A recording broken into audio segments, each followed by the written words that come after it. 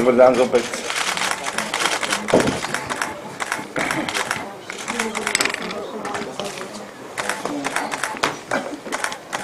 Torej, pozdravljeni tudi danes.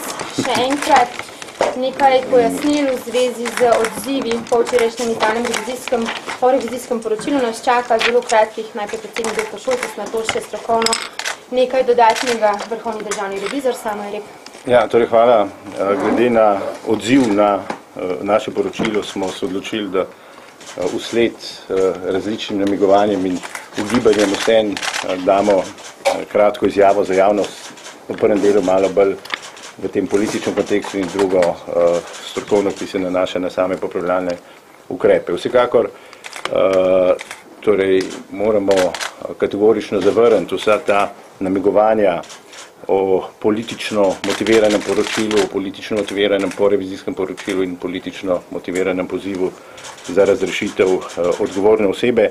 Na to odločitev seveda ni vplivala nobena politična opcija, nobena stranka, na to odločitev ni vplivalo niti nobeno skrivno, manj misteriozno, bolj misteriozno društvo, ne 11, 12, 13, 14. In iz tega razloga še enega poudarjamo, da je šlo tukaj za spoštovanje procesa, kot ga nalaga zakon o računskem sodišču, mednarodni revizijski standardi in torej znotraj samega zakona edina možnost, ki jo ima računsko sodišče, ko popravljalne ukrepe označi kot nezadovoljive in to pomeni hujšo kršitev obveznosti dobrega poslovanja.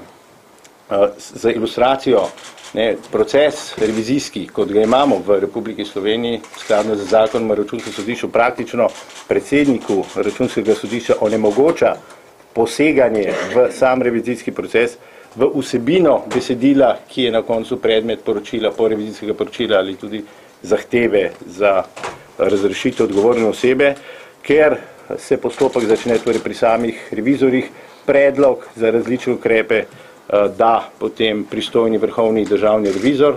Na podlagi tega se izda o tem soglasje pristojni namestnik predsednika in šele na koncu se v proces vključi predsednik. Na ta način je torej zmanjšana ali onemogočena možnost vplivanja predsednika v ta proces odločanja, predvsem pa v samo vsebino poročil, porevizijskih poročil in pozivov za ukrepanje.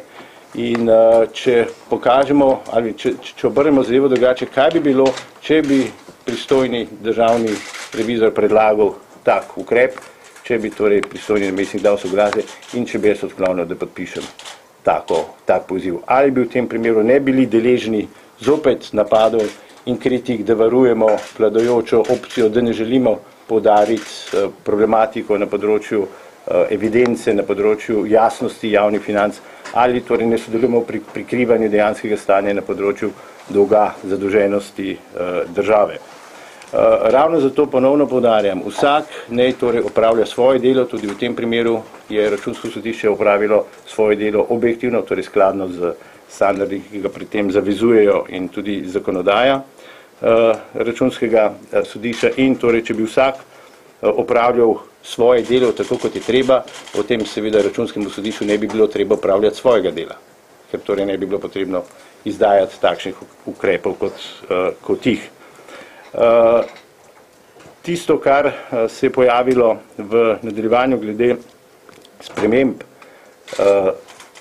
zakona, ampak pred tem mogoče še to, ker odločno tudi seveda zanikam vsa in zavračam namigovanja o kakšenkoli politični motiviranosti v smislu političnih preferenc mene kot predsednika računskega sodišča za kakršnekoli funkcije kot predsednika tehnične ali drugačne vlade.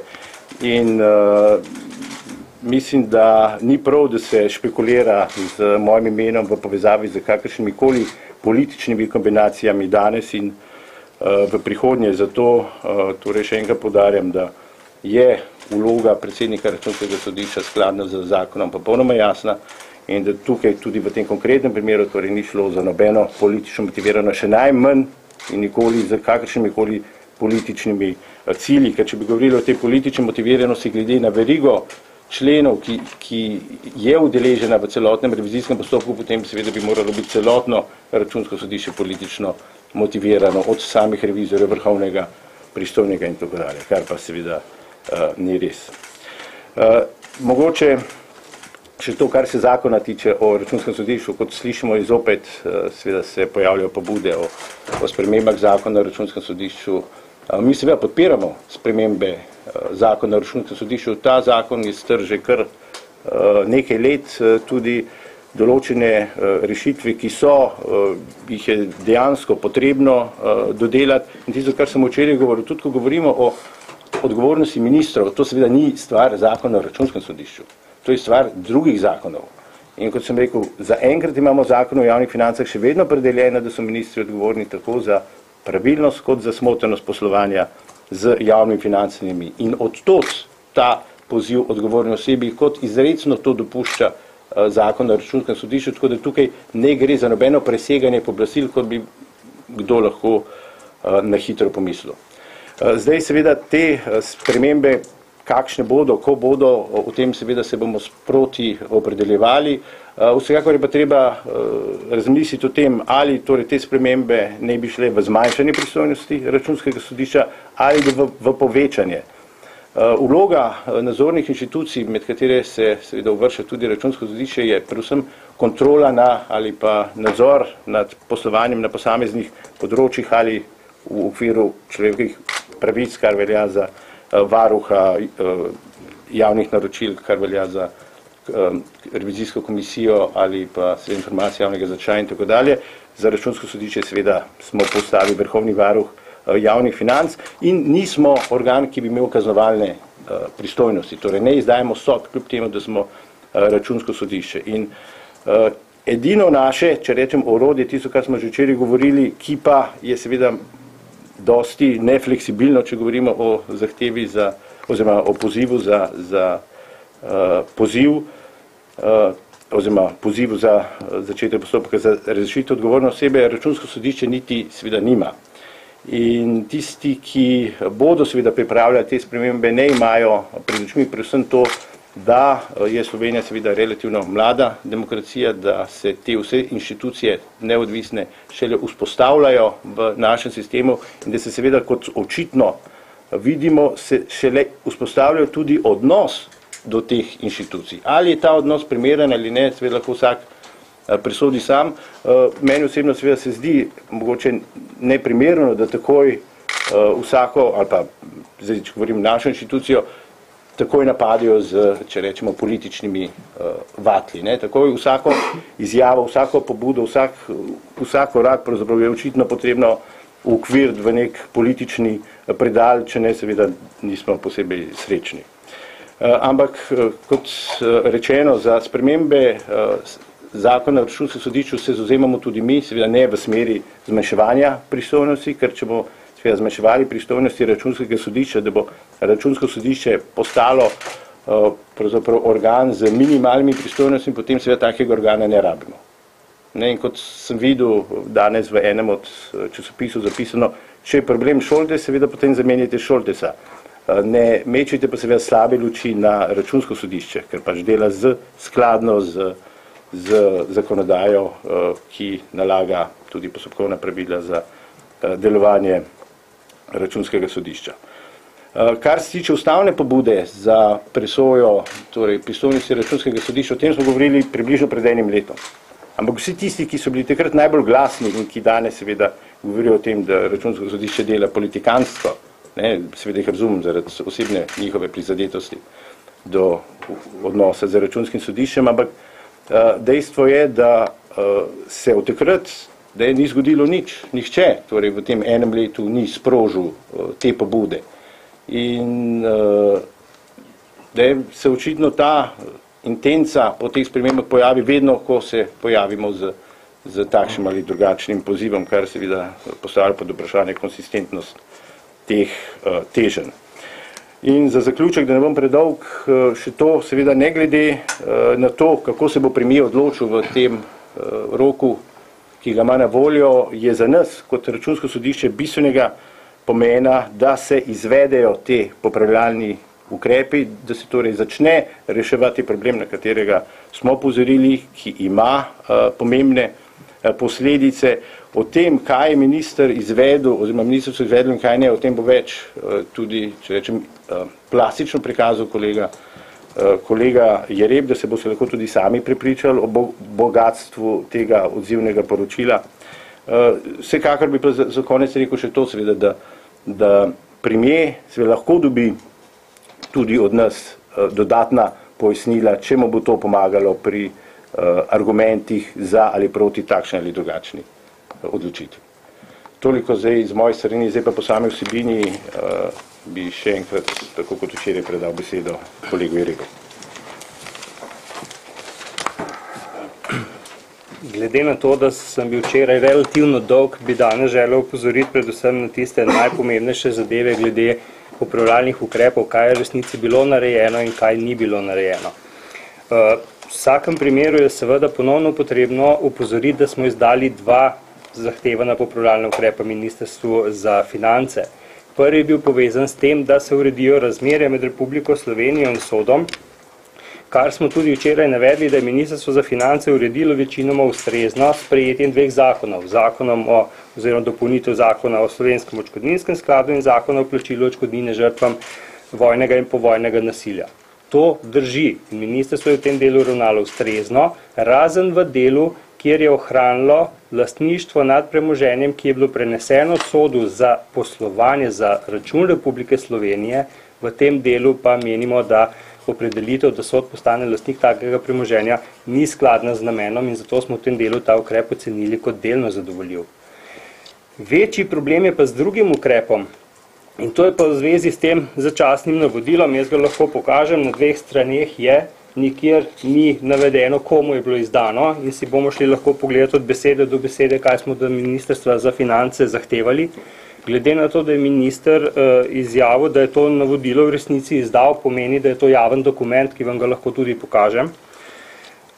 Če si pa zdaj pogledamo našo zahtevo, pa pravi, da naj Ministrstvo za finance izda začasno navodilo o načinu računovodskega evidentiranja poslov premoženja in obveznosti za račun Republike Slovenije v letu 2010. Če se najprej pri letnici ustavimo, vse aktivnosti v tem navodilu so navedene z rokom izvajanja od marca 2011 naprej. Torej, to navodilo nikakor ne more veljati za leto 2010. Tudi morebiten argument, da smo to zahtevali šele v avgustu 2010, ni sprejemljiv, saj se je Ministrstvo za finance ne nazadnje zadnjo spremembo zakona o javnih financah, ki je bila sprejeta oziroma začela veljati 28. decembra, samo sebi postavlja zahtevo, da bo za leto 2010 sestavilo bilanco stanja, v kateri bodo pa ti posli morali biti prikazani. Torej bi moralo to navodilo seveda veljati že za leto 2010, če sploh hočemo priti do ustreznih podlag za izdelavo bilance stanja. Druga stvar, ki je v zvezi s tem povezana. Zahteva smo navodilo o računovodskem evidentiranju poslov, premoženja in obveznosti za račun Republike Slovenije. V celem tem navodilu sta samo dva stavka o računovodenju, pa še te dva zelo pomanjkljiva, kar pomeni, da vsebina ne ustreza temu, kar smo mi zahtevali. Torej ne more iti za navodilo o računovodskem evidentiranju poslov. Tudi, če bi šlo za navodilo o računovodskem evidentiranju poslov, kot pravim, nikjer ni razvidno, da je Ministrstvo za finance to navodilo izdalo, tako kot smo zapisali, tistim, ki ga morajo upoštevati. To se pravi, vsem v proračunu Republike Slovenije, Sodu in drugim pravnim osebam, ki izvajajo posle za tuj račun in morajo izkazovati prijeto premoženje zgolj zunaj bilančno. Iz dokumentacije, ki je bila nam predložena v odzivnem poročilu, ni razvidno, kdo ga je prejel, razen računskega sodišča. To pa ne pomeni, da je navodilo izdano, ampak da so nam predložili odzivno poročilo. Tudi v tem delu torej Ministrstvo za finance ni sledilo našej zahtevi. Naši zahtevi ni sledilo tudi v tem delu, ko smo navedli, da naj izdela načrt aktivnosti za implementacijo vsebine tega navodila v splošnih predpisih. Kot smo včeraj že posebej povedali, splošni predpisi, za katere je pristojno Ministrstvo za finance, so bodisi zakon o javnih financah ali zakon o računovodstvu z podrejenimi podzakonskimi akti. Zakaj smo zahtevali v splošnih predpisih in od Ministrstva za finance? Ravno zato, da bo enotno urejeno evidentiranje poslov za račun Republike Slovenije pri vseh teh poslih. Ministrstvo za finance, tako kot sem včeraj v preglednici prikazal, pa v bistvu prelaga breme ureditve predvsem na Ministrstvo za gospodarstvo in druga ministrstva, ki pa niso računovodski strokovnjaki. Nenazadnje imamo Ministrstvo za finance tukaj ravno zato, da bo urejalo računovodski sistem evidentiranja obveznosti, primanjkljaja in ostalih računovodskih kategorij. In prenašanje tega bremena na druga ministrstva ni ustrezno z tega vidika. Zato, če gremo od besede do besede naše zahteve, te druge zahteve, vidimo, da nič od tega, kar smo zahtevali, v bistvu ni bilo izvedeno. Še posebej nas čudi pa presenečenje Ministrstva za finance glede tega zahtevenega popravljalnega ukrepa zato, ker so se pomembni predstavniki Ministrstva za finance, ki so pripravljali odzivno poročilo. Teden dni, preden je iztekel rok za oddajo odzivnega poročila, oglasili na računskem sodišču, predstavili njihove rešitve in dobili jasen odgovor, da rešitve niso ustrezne. Po poslovniku o delu računskega sodišča in Ministrstvo za finance bi lahko izkoristilo še dodatno 15-dnevni rok za predložitev drugačnega odzivnega poročila. Pa ga niso. Naslednji dan smo prejeli to neustrezno odzivno poročilo. Zato presenečenje Ministrstva za finance, da niso vedeli, kakšna bo naša reakcija, gotovo v bistvu ne zdrži. Glede začudanja, zakaj je v porevizijskem poročilu so navedene revizije DARS, Infra in podobne, pa velja opozoriti na to, da smo s temi revizijami želeli predvsem pokazati na pomembnost konteksta tega zahtevenega popravljalnega ukrepa. Predvsem z vidika tega, ker smo od Ministrstva za finance že v več revizijah zahtevali podoben ukrep povezan z izvajanjem poslov za tuj račun in nas Ministrstvo za finance bodisi ni upoštevalo ali pa pripravilo načrt aktivnosti, ki ga takoj po izdaji porevizijskega poročila ni več izvajalo.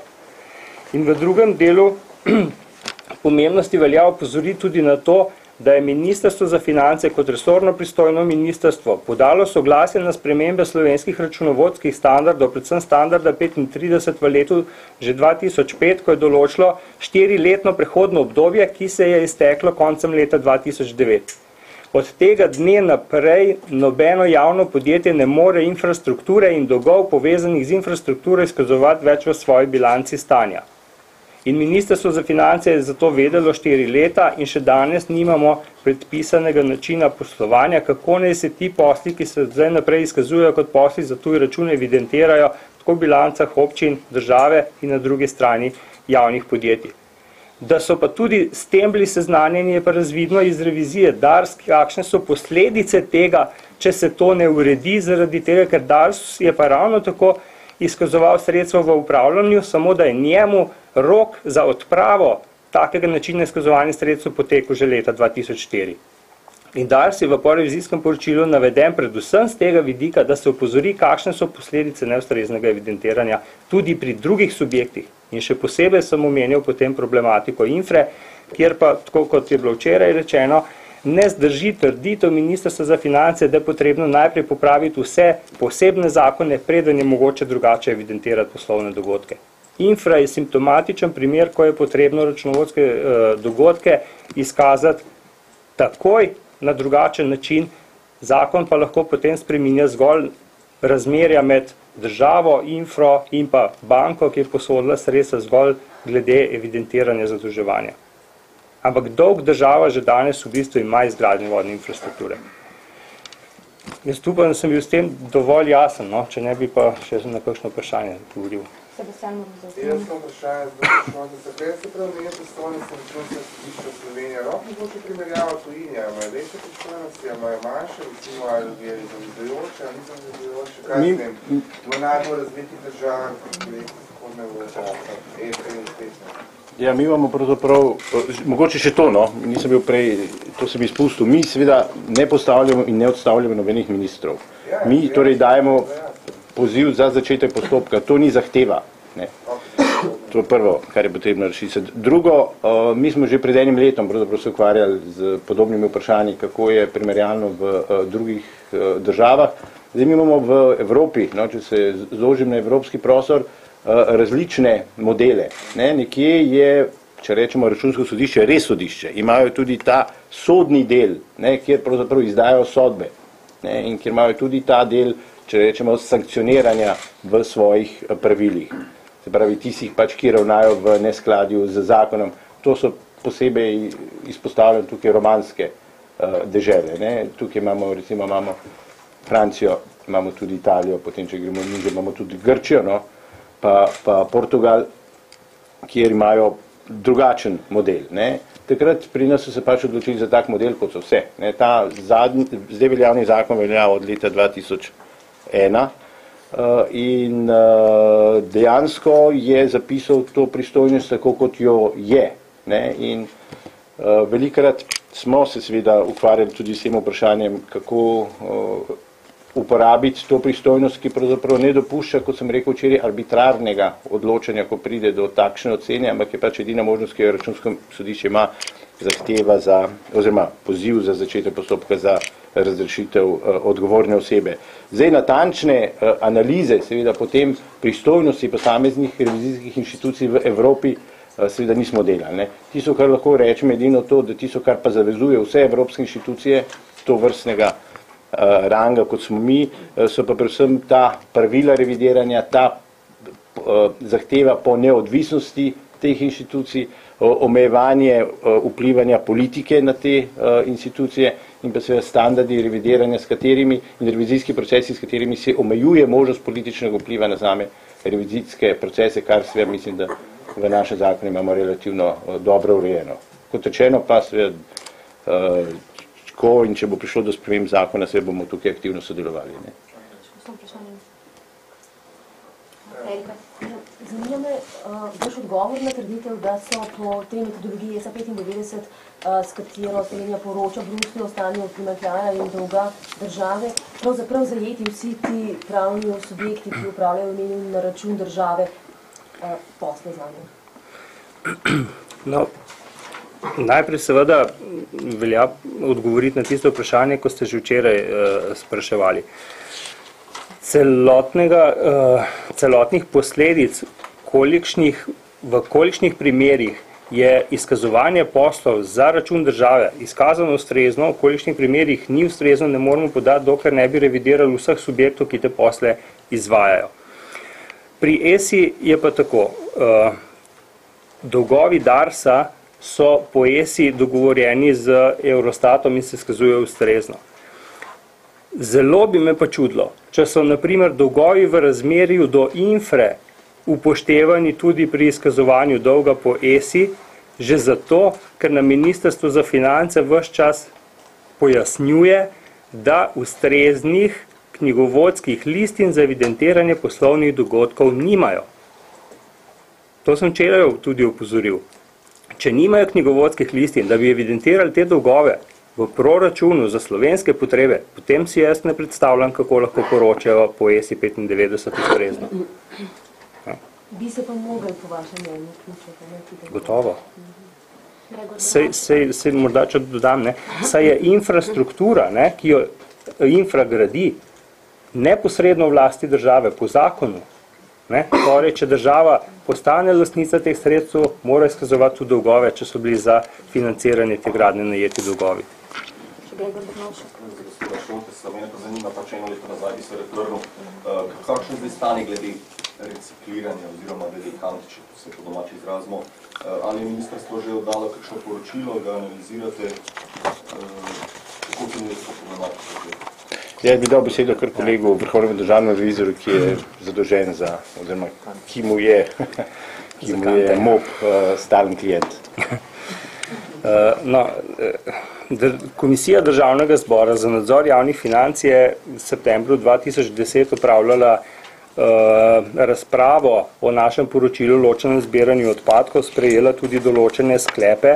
Ti sklepi se nanašajo na priporočila podana vsem revidirancem, da pri izvedbi popravljalnih ukrepov dosledno upoštevajo priporočila Računskega sodišča in pa da komisija priporoča Računskemu sodišču, da spremlja izvedbo popravljalnih ukrepov revidirancev in po potrebi ponovno izvede revizijo ravnanja z ločeno zbranimi komunalnimi odpadki. Računsko sodišče pač trenutno sicer izvaja neke druge revizije, ki jih lahko vidite iz naše spletne strani, vendar spremljamo delovanje Ministrstva za okolje in prostor tudi na področju inšpekcijskih služb in agencije moram reči, da nismo preveč zadovoljni.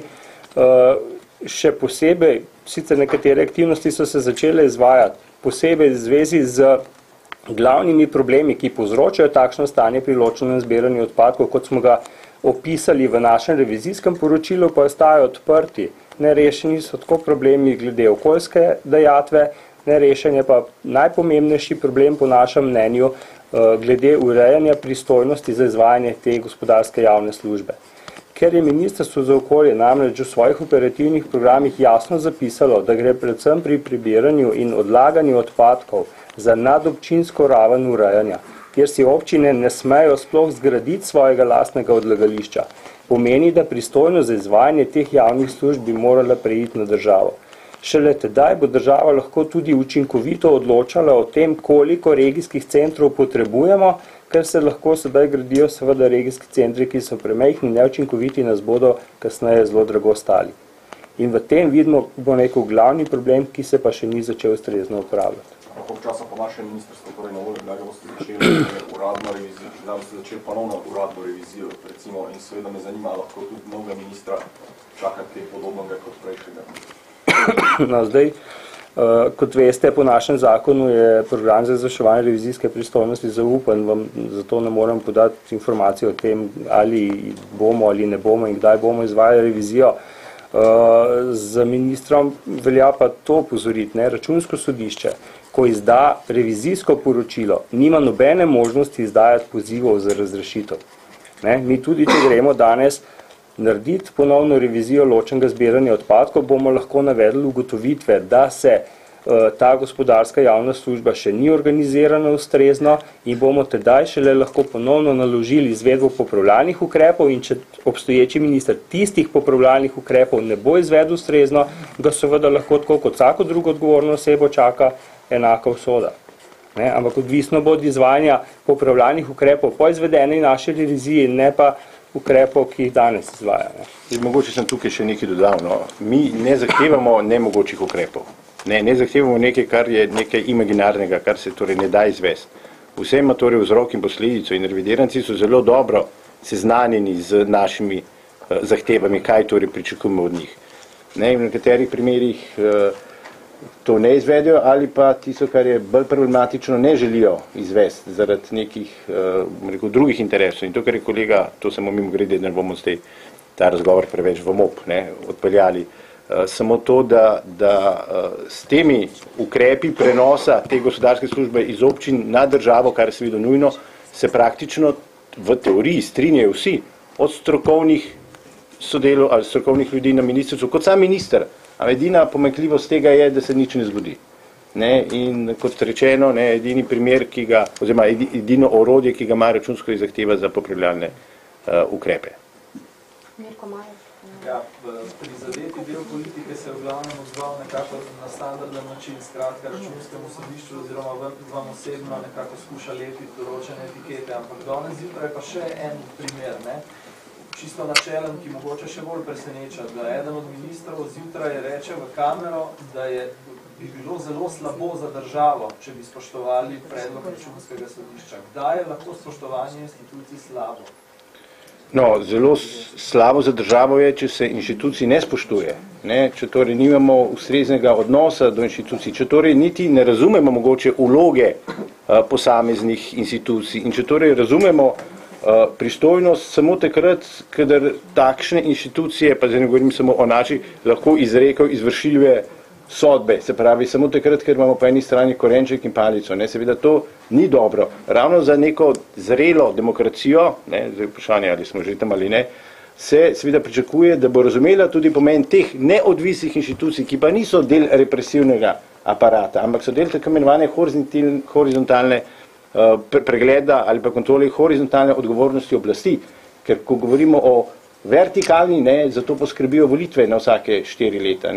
Za ostal vmesen čas so pa te inštitucije, do katerih bi seveda pričakovali ustrezen odnos, ampak pri nas seveda grejo zadeve v drugačno smer. Pri nas so o vsaki stvari politizirane. Po vsaki stvari skušamo prilepati takšne ali drugačne etikete. In pri nas pravzaprav ne hodijo več, če rečem, politično očitno neodvisne, niti mravlje več, ker posod je treba vsakemu dodati neko etiketo, kam paši oziroma kateri boter stoji za njim. To je pa seveda slabo. Ker slabo je tudi zaradi tega, ker meče potem slabo luč na, bom rekel, po eni strani kulturo, ne, in po drugi strani potem tudi na avtoriteto posameznih inštitucij. Mene zanima, rekla se, da očitno Darso dolg pravilno izkazujejo, verjetno pa ne Infrinim, kakšne številke gre pri Infrinem dolgu.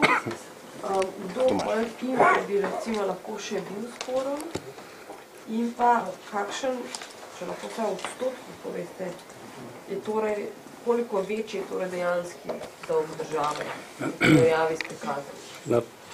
Tako kot sem že včeraj povedal in tudi v prejšnjem odgovoru, ne morem vam podati odgovora, koliko odstotkov večji dolg bi bil, ker bi za tak odgovor morali revidirati vse izvajalce poslov za tuj račun. V porevizijskem poročilu imate navedene zgolj tiste primere in v prosojnicah tiste primere, v katerih je Računsko sodišče že opravilo revizijo ali pa jo opravlja, tako kot je primer Infre, kjer imamo pravzaprav osnutek pripravljen, čakamo samo še na odločitev Ustavnega sodišča, da bomo lahko v bistvu zaključili postopek. Tako da vam ne morem podati odgovora na to vprašanje, koliko večji javni dolg bi iz tega naslova bil. Pri Infri gre pa za nekaj 10 milijonov, ne? Zdaj zadnjega aktualnega podatka pač bi lahko kvečem na Infri preverili. Ne? Ampak vseeno bi lahko bil dolg toliko večji, da bi to zgodilo agencije, ki dajo bonitetno oceno državi. Mislim, gre to v milijonih, oziroma 100 milijonih, ali bi dejansko lahko šlo v milijardo? Milijarde verjetno ne bi šlo, ne? Bi se pa kar lahko ta dolg še posebej zaradi lokalne ravni, kjer gre za izvajalce javne službe na lokalni ravni. In kot pravim, je v letu 2010 nekoliko zmede pri evidentiranju poslovnih dogodkov, ker so se odpravila sredstva v upravljanju, bi lahko se številke gibale tudi v tem rangu. Ne moram vam dati pa jasnega in številčnega odgovora, za koliko bo dolg večji. To se bo pokazalo šele tedaj, ko bo Ministrstvo za finance izdalo ta navodila, ki jih od njih zahtevamo in se bodo poslovni dogodki začeli ustrezno evidentirati. Tedaj bomo videli, koliko je tega. Ne? In v bistvu največja pomembnost tega problema je ravno to, da zagotovimo transparentne finančne podatke, na katere se bomo lahko zanašali. Sej ves namen izdelave raznih bonitetnih poročil in tako naprej mora temeljiti na podatkih, ki so zanesljivi.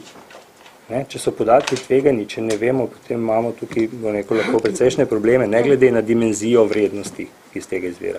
Govorijo o milijonih in 10 in 100. No, težko damo končno številko. Ampak ne govorimo o milijardah, to je bistveno. Lidija, tak? Jaz bi še enkrat vprašala, kako razumete včerajšnji odziv celotne ekipe finančnega ministrstva na vaše revizijsko poročilo? Ali tako, da pač ne razumejo vseh vaših navodil, vseh vaših predlogov za ukrepanje ali pač zavestno nočejo tega implementirati? No, mislim, da je Ministrstvo za finance dalj časa, če rečem, kot organ, kot samo Računsko sodišče in Računsko sodišče vsega začetka, že 15 let sodeluje z Ministrstvom za finance. Vsako leto, ko Računsko sodišče pregleduje pravilnost izvrševanja proračuna. In gre za temo, ki torej ni nova, ni tema, ki bi kogarkoli ujela nepripravljenega v spancu, ki torej ne bi vedel, zakaj gre. In torej tudi v tem primeru, kot rečeno, smo skozi vrsto že prejšnjih revizij opozarjali na ta isti problem, da bi na koncu seveda v konkretnem primeru splošne plovbe zahtevali tudi izdelavo teh konkretnih navodil. Tako da tukaj se mi zdi, da ne gre toliko za, če rečem, za nevedenje o tem, kaj je potrebno storiti. Ne? Mislim, da gre tukaj mogoče za neke drugačne cilje, ki so lahko tudi javnofinančni, ki jih teoretično bi celo lahko razumeli, ampak vloga Računskega sodišča je ravno to, da opozarja na probleme in na številke pri javnofinančni sliki, ker če pride do kakršnihkoli, zdaj govorimo o finančnih scenarijih, kdo bo takrat vprašal Računsko sodišče, kje ste bili, zakaj niste opozarjali. In ravno zato govorimo, da je pač naša naloga ravno opozarjati na to in zahtevati pregleden in ustrezen sistem, ki bo dalo jasno odgovore na ta vprašanja, ki jih tudi danes postavljate. Pod vprašanje postavim. Ne biste našli tle kompromis z Ministrstvom za finance kar v nekaterih vprašanjih, o tem, da popravljajo lahko zaključni račun, našli se dogovor za te depozite pri bankah, a to pomeni, da tukaj pač je pa to zadeva, okrog katere ne morete in ne boste naše kompromise. No, kar nekaj stvari je, kjer poleg tega tudi morda še ne najdemo kompromisa, ne. Sej, če si pogledamo zgolj zadnje spremembe zakona o javnih financah, boste ugotovili, da to nekako verjetno ni kompromis, če Računsko sodišče zahteva, da se pravilnik uskladi z ustrezno zakonsko rešitvijo, Ministrstvo za finance pa spremeni zakon. To se samo vprašanje, če niso disciplinativni, moramo uskladiti. Ja.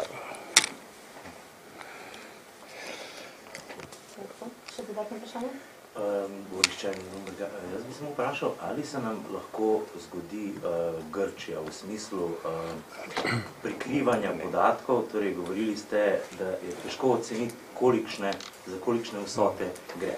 Mislim, če Računsko sodišče ne ve, bi moralo finančno ministrstvo vedeti, ali se nam lahko to zgodi, ko bo enkrat, da nimo znano, kolikšno so te luknje in koliko prispevajo k povečanju zadolženosti Slovenije. No, mislim, da smo tudi včeraj že jasno povedali, da smo od grškega obsega dolga še precej daleč, ne. Danes po podatkih, ki so objavljeni, imamo relativno, bo neko primerjavi z drugimi državami, še malo dolga, ne. Ampak prav gotovo pa bi se s transparentnim načinom evidentiranja ta dolg povečal. Tako kot je bilo prej vprašanje, zelo verjetno ne gre za milijarde, ne, ampak gre predvsem za zanesljivost teh finančnih podatkov, ki jih je potrebno izkazovati. Tako da Grčiji gotovo nismo podobni po obsegu dolga, mogoče bolj po načinu izkazovanja določenih poslovnih dogodkov, ne. Ampak samo še polno vprašanje, a torej sploh ve natančno, kakšen je dejansko naš finančni dolg, glede na to, da pravi, da Ministrstvo za finance nima določenih evidenc. To pomeni, da nihče nima zbirno tega urejenega tako, kot bi moralo. Še posebej zaradi tega, ne, ker se precej takih poslov odvija tudi na lokalni ravni, bi domneval, da tudi Ministrstvo za finance s tem celovitim podatkom ne razpolaga in zato je še toliko bolj pomembno, da se izda navodilo, kako vsi enotno izkazujejo te posle, ne da.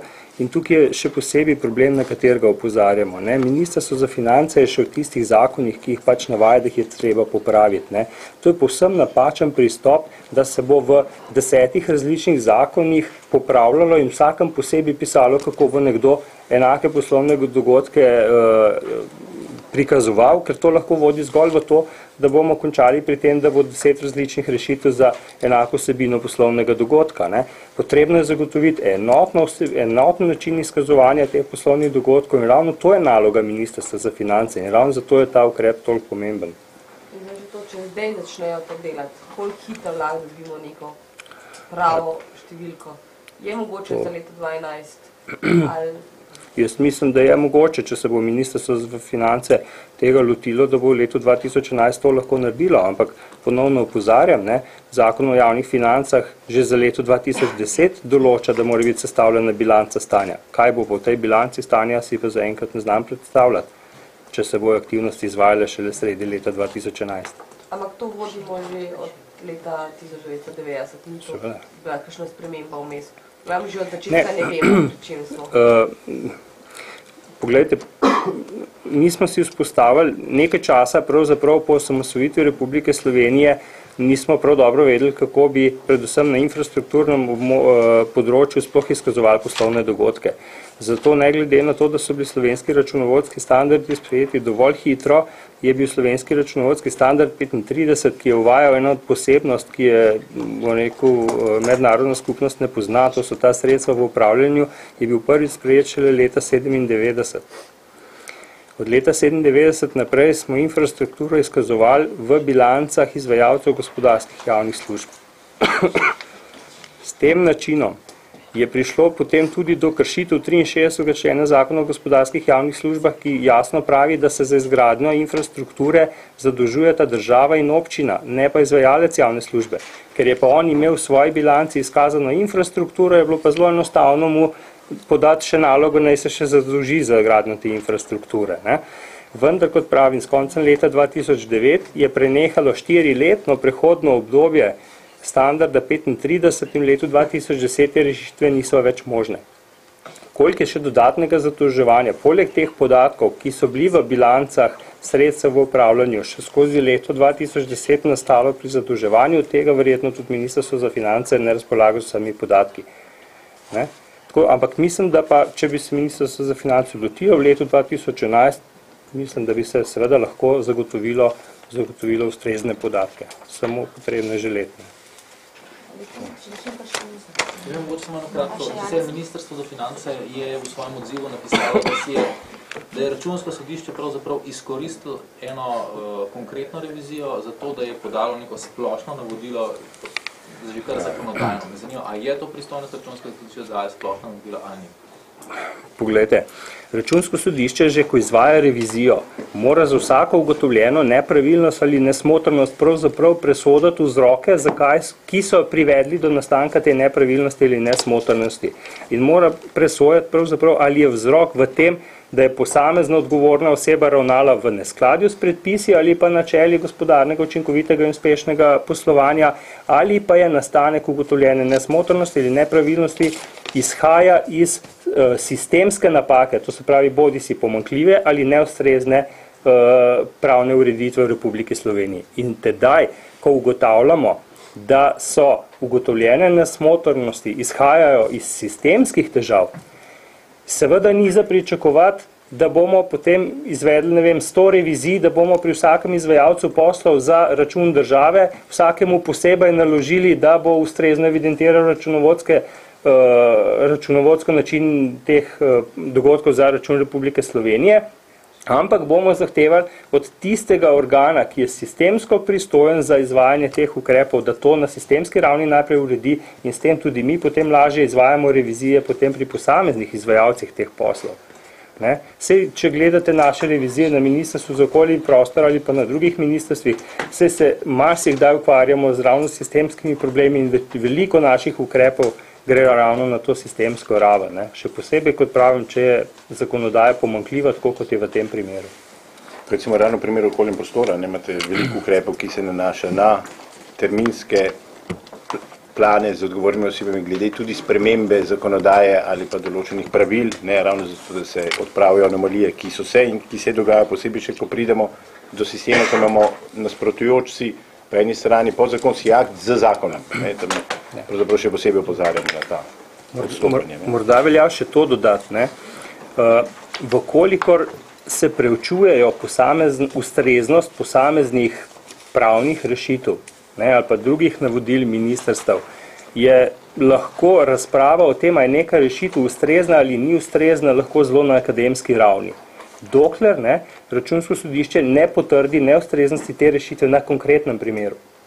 Ko pa v konkretnem primeru ugotovimo, da te sistemske rešitve ni mogoče izvajati, se pa moraš potem vrniti nazaj na sistemsko raven in reči, iz tam izvira zdaj nesmotrnost in nepravilnost in zato zahtevamo popravek v bistvu sistemske rešitve. Ampak konkretni primeri, zato smo posebej navajali, DARS, Infra, SID, SOD, na teh konkretnih primerih pa testiramo posledice potem neustreznih sistemskih rešitev. Saj na ta način bi jaz tudi zaključil, če smem v smislu, da pravzaprav se tem tudi naša komunikacija, oziroma ne komunikacija, ampak diskusija z ministrstvom glede te vsebine, po eni strani, kar se tega ukrepa tiče, konča, se pa seveda nadaljuje v smislu rešitve, v smislu tega, ker cilj našega porevizijskega in tudi poziva je to, da se to vprašanje na sistemski strani uredi in cilj Računskega sodišča bo dosežen takrat, ko bo torej ministrstvo sprejelo ustrezne ukrepe za to, da se to vprašanje uredi na sistemski ravni za celo državo, občine in te družbe, ki poslujejo v imenu in za račun države. Hvala lepa za vaš pozornost.